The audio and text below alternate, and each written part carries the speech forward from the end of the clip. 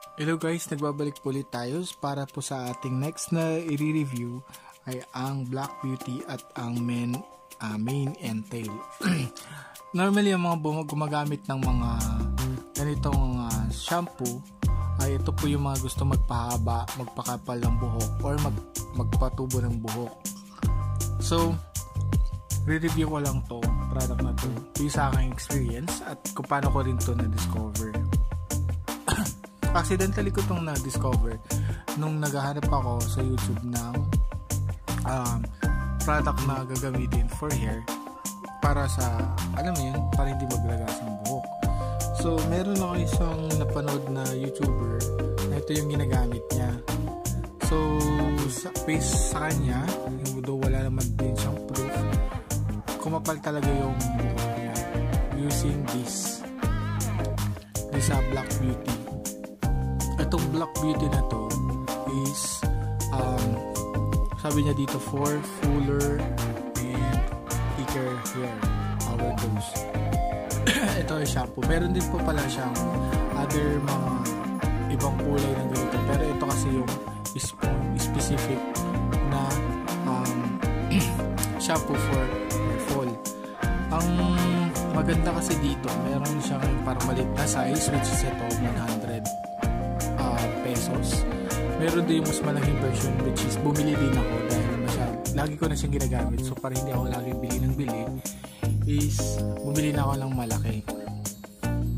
At ang maganda kasi din dito, yung amoy niya is hindi matapang, hindi rin siya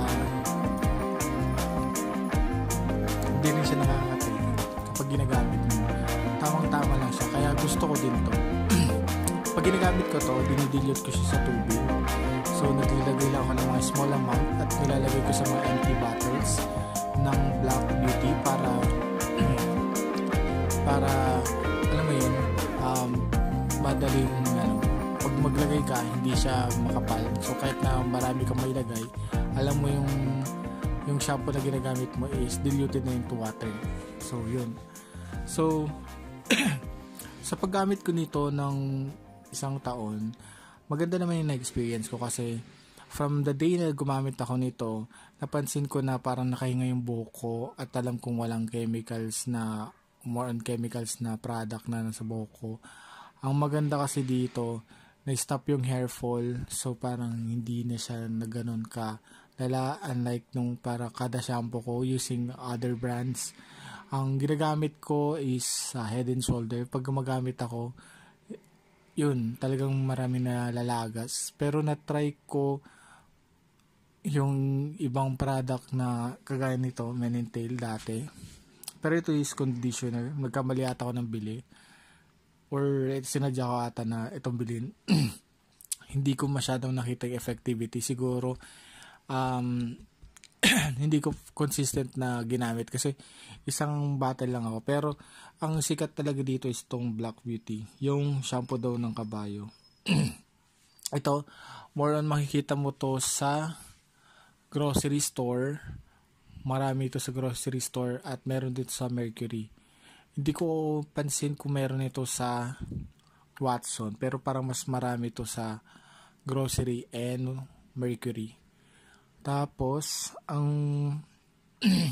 aking naobserbahan dito sa Black Beauty is